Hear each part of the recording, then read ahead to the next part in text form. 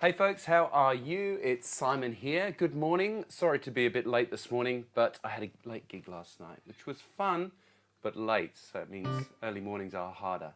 So today's Patreon stream is a bit of a gear chat around stuff I've owned and things I recommend, things I probably wouldn't recommend, and so on and so forth. So I had a question from Ryan, who's one of my patrons, and he said, what did he say? Hi Simon, I'd love to hear an overview of the gear and guitars that you have used throughout the years, what you've loved, hated, things you wish you knew starting out. I'd watch the heck out of that. So I guess Ryan's going to be watching the heck out of that on repeat. So hi Ryan. So things which I have found amazingly useful. So the first thing I would say is it's a quite boring, actually, but awesome. A clip-on tuner.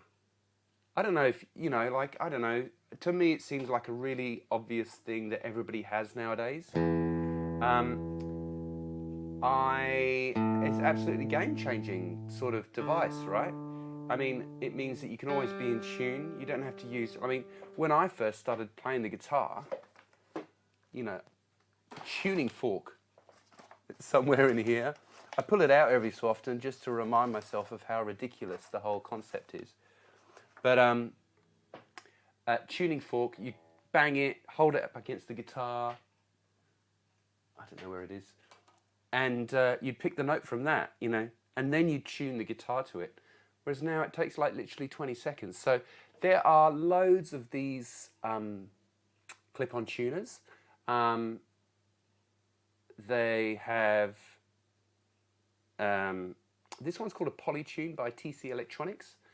I hope you can hear everything, by the way. So if you can't hear everything or anything's wrong with the sound, just let me know, and I will fix that straight up. This one's a Polytune, but there's really loads of other good ones that are way cheaper than this. Don't get sucked necessarily into buying one of these, because the idea of the Polytune is that you hit it. You probably see that there, right? And the idea is you hit all the strings at the same time, and it tells you which ones are in and which ones are out. But frankly, I've only ever used it in this sort of situation. Yeah. Just as a side note on tuning, don't be one of those guys that does this and tries to tune the guitar, right? Just hit it once, let it ring. Even better if you can hit a harmonic, yeah, and try and tune up into the notes so that the tuner grabs the string, right? So that is my first bit of gear, which has been like a genuinely revolutionary thing. Talking of revolutionary things, the other revolutionary bit of guitar gear that I bought, which has been absolutely amazing, have been these Elixir guitar strings. Now, I know they don't really work for everybody, so if they don't work for you, I'm sorry, I don't really know why. I think they're amazing. So basically coated guitar strings. So they have some kind of polymer or coating on top of the strings. So effectively it means they last way longer than regular strings. Now, I first discovered this when I was doing lots of acoustic gigs, duos and stuff like that, and I was spending like literally thousands of dollars a year on strings, and I went from spending thousands of dollars a year on strings to like 30, and just because the strings are so much better. Sure, they're more expensive than regular strings, but they are a genuinely revolutionary thing. So first up, we've had the tuner, and then this cheap, brilliant things that, it's not about having the latest fuzz pedal or having the best amp or all that sort of stuff. Those things, I think, are the things that you use every single day that make a massive, massive difference to you as a guitar player.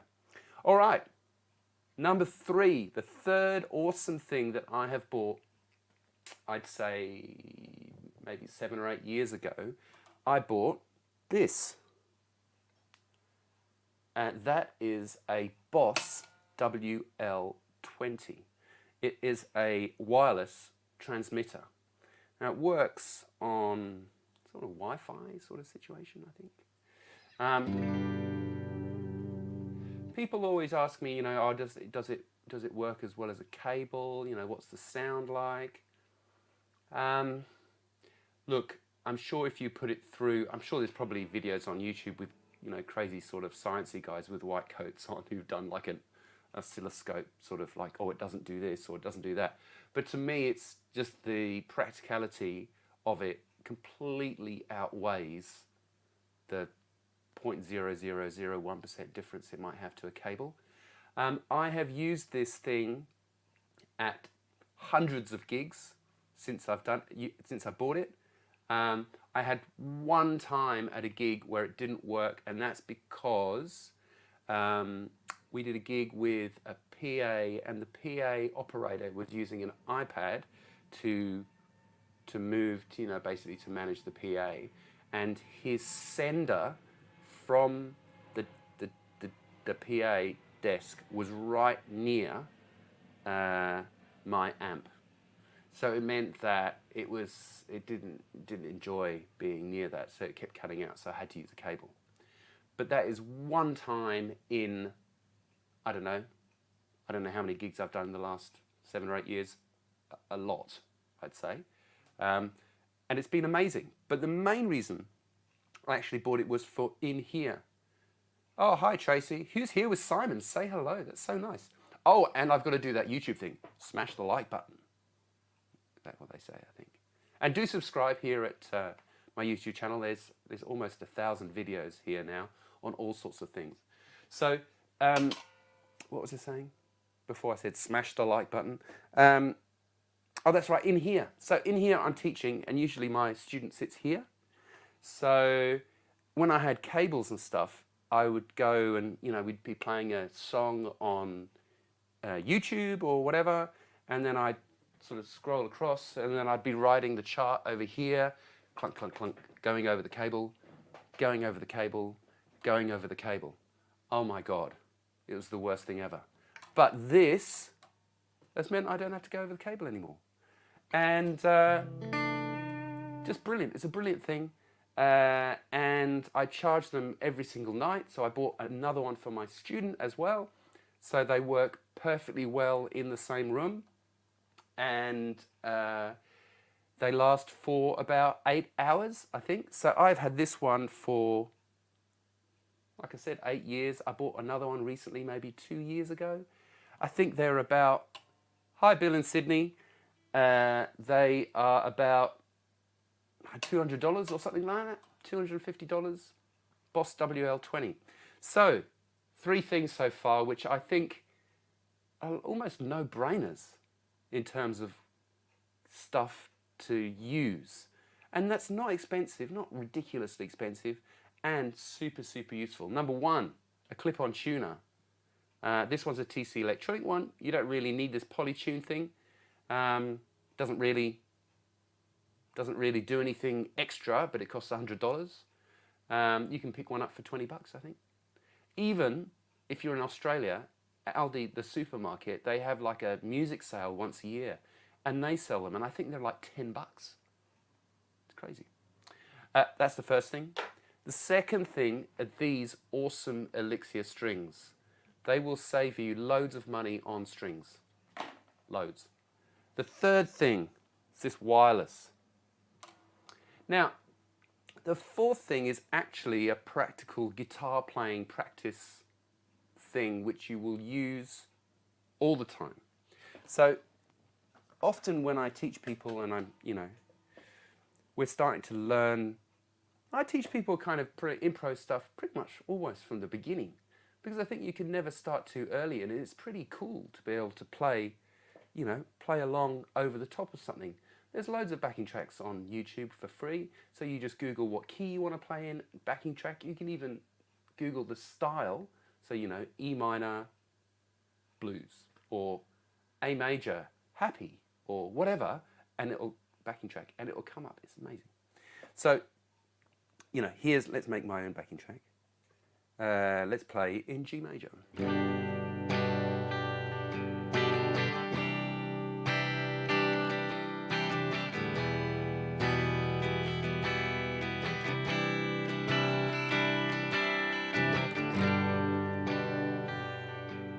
So the thing that I'm talking about is a looper. Now, let's pick it up.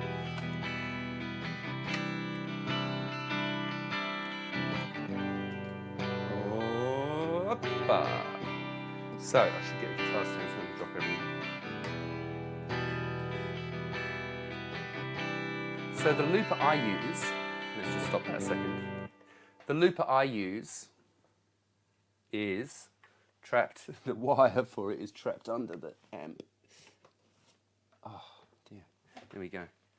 The looper I use is actually a really, really old one. It is from, I'd say 2005. So, you know, keeping things up to date here at Simon Morrell Guitar Lessons. But it's a Boss looper and it's a double pedal looper. It's an RC20 XL. So now I know they make more modern ones. I think they're up to like 5 or 50 or whatever. It's been absolutely brilliant. It has a function on it called auto start. So you can basically click auto start, click the pedal, and then you basically play immediately.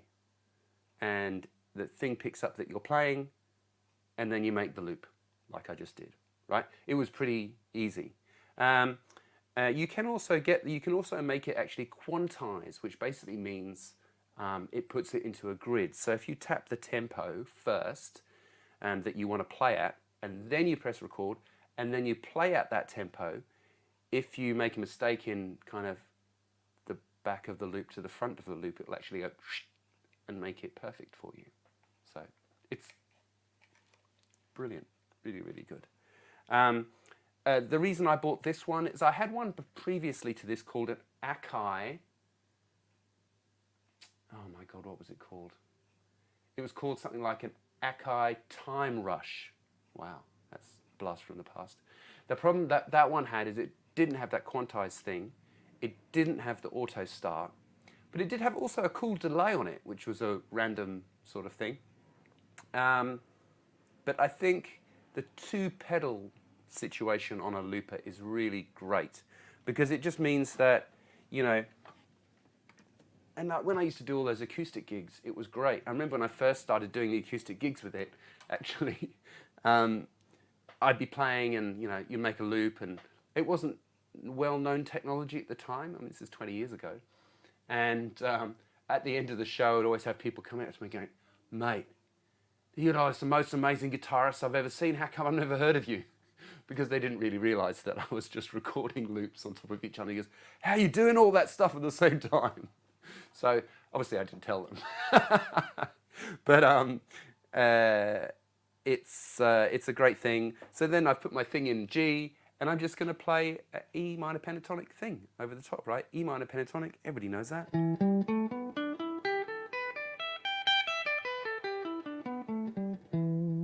All right? So, and it doesn't matter what you play.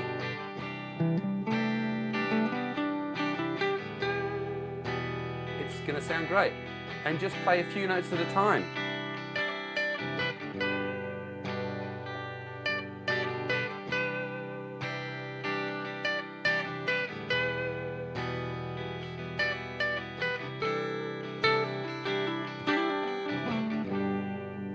See what I mean? It's just a brilliant, brilliant thing. It's a brilliant thing for practicing.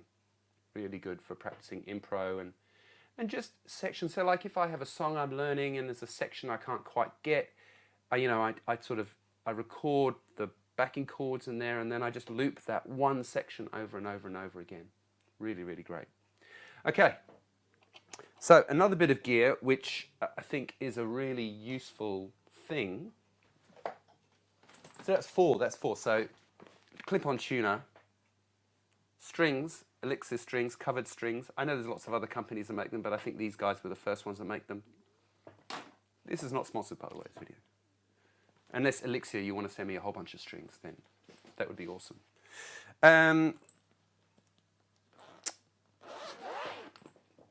You can do this really easy thing.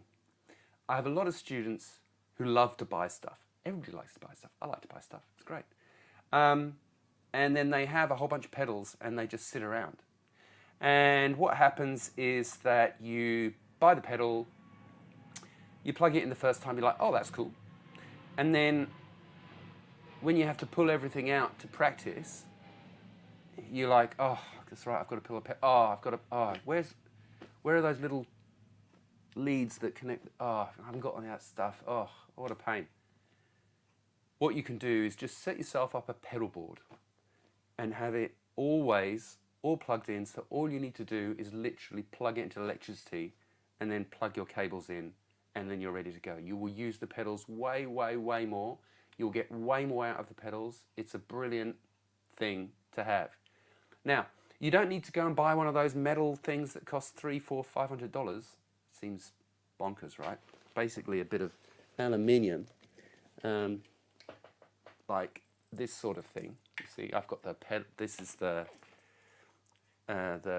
adapter, so like a power supply, and then I've just got the pedals sort of looped in here. This is my teaching one because I always use the loop in teaching. I actually bought this from, I think I bought it from Wish.com, which is a Chinese website that sells sort of knockoff cheap things. It actually cost me $20. If you go to a guitar store and try and buy one of these sort of aluminium sort of things, it's going to be at least $100. So I wouldn't do that, but you know, you can go for it. I don't really see the difference between that and that, but there you go. But what I did for my main pedal board, and this is my gig pedal board, what I did for my main pedal board is the first thing I went to do is I went to go and buy a laptop case from a second-hand store. It cost me maybe $2, $3 maybe. And then what I did is I went to a hardware store and I bought a bit of MDF, and I cut it to the same shape as the pedal case, right? And then I went to a place called Clark Rubber over here, which is like a shipping supplier. They sell lots of things. They sell stuff for swimming pools or boats or, you know, pool noodles that for your kids to swim on. And I bought this marine carpet. And actually, I didn't actually buy it. They had an offcut that they gave to me. And I stuck that to the MDF. Then I drilled holes in the MDF to be able to put the power supply that you can see there. Power supply, at the bottom. And then I basically Velcroed all the pedals to the thing. I put a bit of 2x4 to kind of prop it up so it's always up like that at a gig. And I reckon the whole thing cost about $9, $10, right? So, because I'd rather spend the money on the pedals instead of the infrastructure. I think that is a great thing.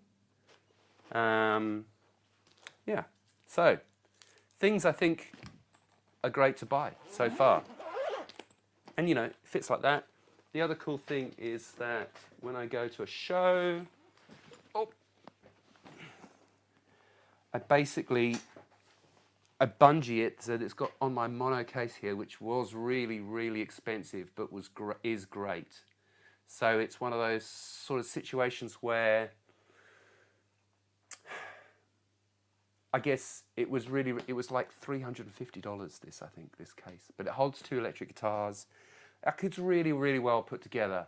Is it the most value-oriented thing? Probably not, but it's awesome. And, you know, my mum bought it for me, so good on you, mum. But it's got these loops here and at the bottom here. And so I bungee it to the front of the case. Then I put the straps on my back, and then I take my amp. One load. It's the best. One load is like, I don't know, if I've got anybody watching doing gigs and stuff like that here, does anybody do gigs amongst the people watching? What a drag it is to kind of go from the car to the gig, go to the car again, back to the gig, go to the car again, back to the gig. Like, it's the worst. One load is the absolute gold standard for me after doing so many gigs. I think, so if you can get stuff to do with one load, that's awesome. So far we've had tuner, that's a TC Electronic one. Don't spend so much on it. You can probably get a Snark. They're like 20 bucks, I think. The other thing is now that instead of having those little pill batteries, they're actually all rechargeable, which is even better. So it's just like a mini SD cable or a USB-C or something like that.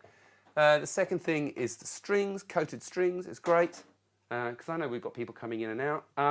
The wireless, I've got a Boss WL20 wireless. It's never really failed me. Failed me one time out of, I don't know, 500 times.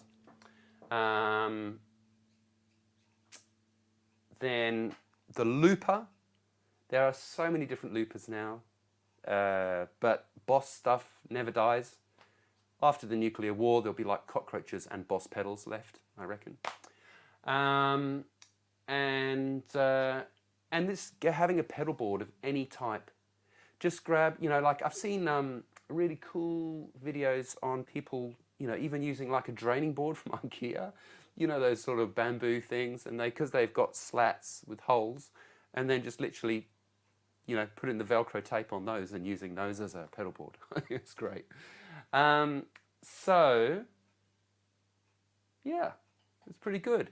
So that's the sort of less expensive stuff, I think. Now, let's get to the more expensive stuff. And how to use it a little bit. Now, on the board here in front of me, I have a JHS double barrel. It's an overdrive pedal. So, overdrive pedals, there are many overdrive pedals.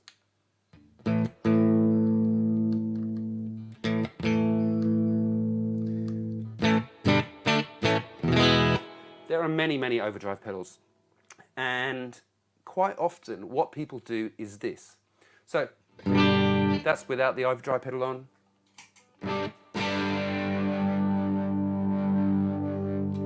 This is what they do. Have an overdrive pedal, they switch it on. It then sounds like that, which is a pretty uninspiring sound, I've got to say. It's just like really, I put the gain all the way up. I've got the level lower than the actual guitar, and then they bash away at it for a bit, you know.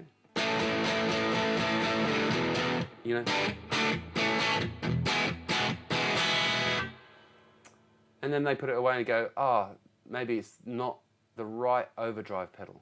Maybe I need to buy a different overdrive pedal. So then they go and buy a different overdrive pedal, and they do exactly the same. But the trick is with overdrive pedals is, number one, to turn the amp up, right? So turn the amp up.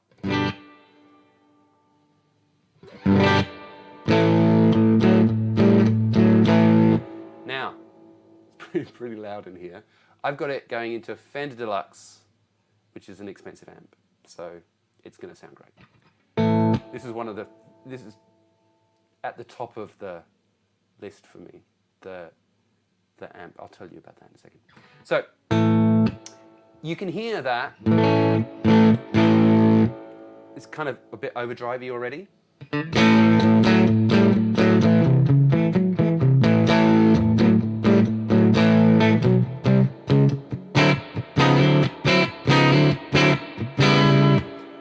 Okay, so that's a great sound. Now, what you need to do with the overdrive pedal is not gain all the way up, volume all the way down. What you actually need to do is turn the gain down and the volume up. I know, it sounds counterintuitive because it's a gain pedal and you want it to gain, right?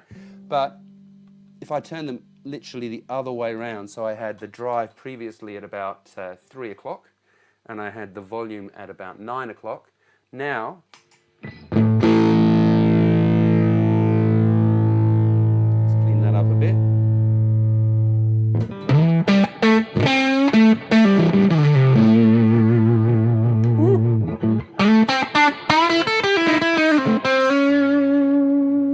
Now, so what happens is that the amp is already loud, right? And then what you're doing is your signal is going into the amp, right? Into the amp. It's loud, so it's overdriving already. And what you need to do is, what you're going to do is, instead of making your output this big, you're suddenly making your output this big. And it hits the front of the amp, right?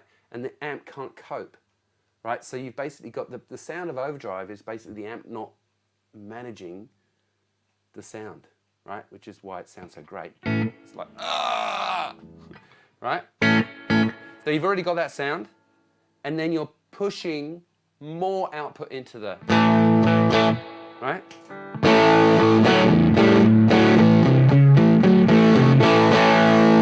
I mean, that's a pretty rocking sound. I'm sure my neighbours will be loving this at 4 minutes to 10 or 11. So,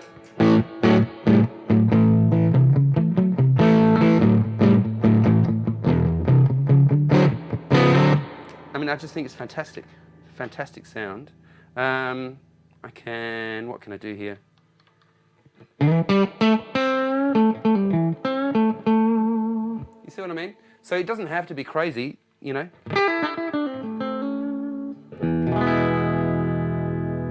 What should I play? Oh yeah. I don't know. My playing brain is not really on this morning, can I say?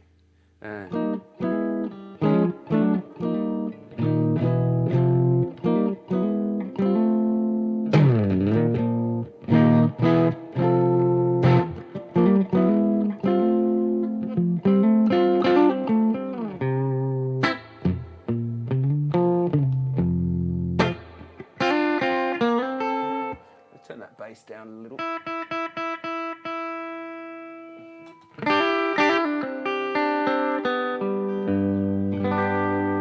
Right, so this is with the volume down a little. Right, and then you see how it just is so beautiful, right? It's like sponsored by Jimi Hendrix or something this morning. It's going to be getting me in trouble with his estate. So,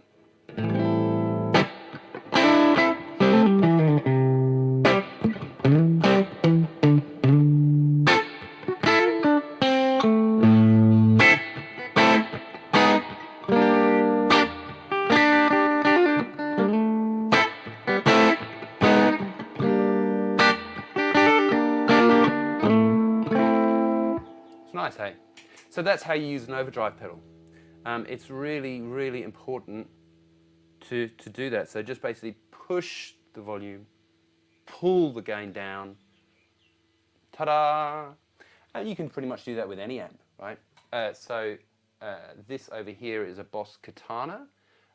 It's a really inexpensive amp, and they are awesome. And the same thing will work with that. You just put your pedal in front of the amp, you turn the amp up to its kind of working, and you know, even though it's solid state, it still kind of mimics the whole tube thing, right?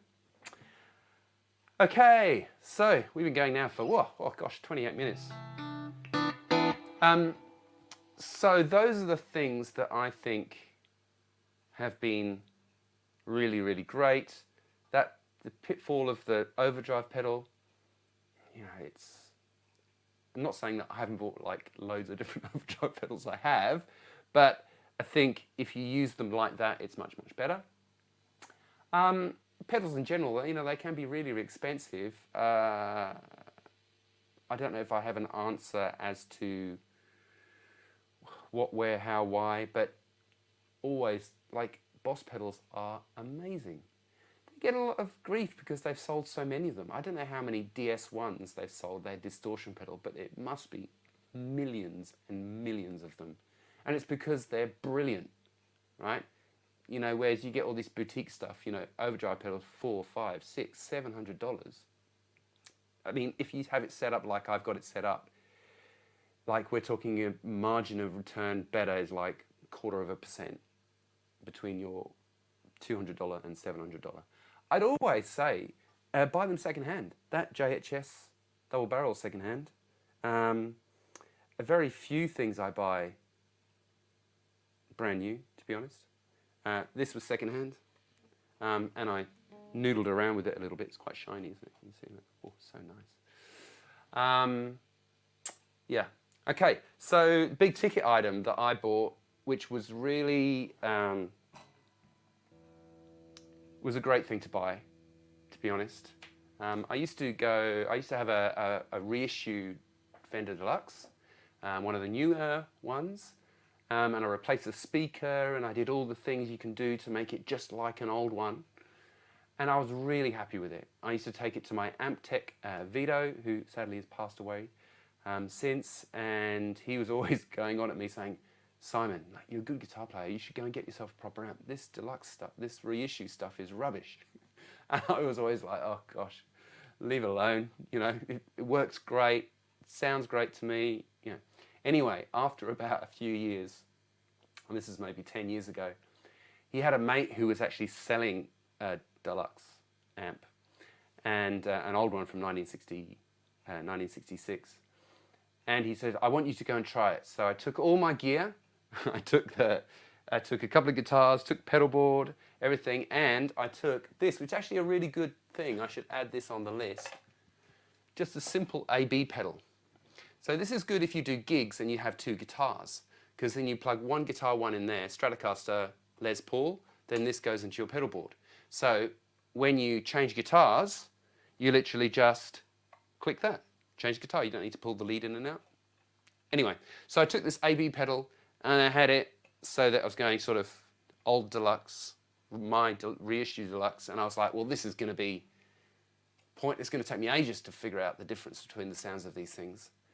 And I played a big old G chord or something, and then I clicked the button and I played the same G chord into the old amp, and it was, I'm going to say, 8 billion times better sound. So, and I'm sure there's techie people who can explain exactly why. Is it because it's hand-wired? Is it because there's secret mojo from the 60s on it? Is it because, I don't know, but it is just so great. Now, it cost me $2,500, but I know now that they cost like $8,000, $9,000, $10,000. So it's not a cheap thing, not like the tuner or the wireless plug-in thing. But it has given me, what's that Marie Kondo thing? Does it spark joy? Oh my God, it sparks joy in me every single time I turn it on and plug it in. I did a show last night. I took like a 335 guitar, had it going into there. I did the thing. I've got an EP booster on the pedal board at the moment. I use that just as a clean boost, basically. Oh my God, the sound of it. I literally had about 4 people after the gig come up to me going, man, like, how do you get your guitar to sound so great? It's nothing really I'm doing, to be honest. It's having a really nice amp and having a really nice guitar and not too much stuff in the way and just letting it do its thing. So there you go. So hopefully that was helpful. I didn't have loads of questions today. I didn't really ask for too many questions either, so it's probably my fault. But if you have any questions, just ask whilst I tell you about one more thing. What one more thing could I tell you that it has been really awesome? I think generally the 2-button pedals are great. I'm a sucker for them because it allows you can put, so for example, so this is like an exotic AC booster, and you can have it going this side into this side. You can stack it going this side into this side, and then the way that they're balanced, it's like having 2 pedals just split down the middle here, right? And the way they're balanced and worked out and everything, it's really a really great thing, and I find them super, super useful. So that's probably the last thing. A double pedal overdrive, really great. Yeah. So if there's no questions, I don't think there is. I hope this was helpful. Ryan, if you're still with us, thank you so much for suggesting sort of a bit of a gear chat. Always happy to help. If you have any questions, please don't hesitate to get in touch. You can support the channel at patreon.com/Simon Morell. There are over 70 exclusive Patreon-only lessons there. You can access at higher tiers, you can access my chart library with over 3,000, let me see how many charts I've got available there now. With over, I reckon 3,500 charts there that I've written over my guitar playing life. And a whole bunch of extra stuff also supports me in being able to put these Patreon streams out.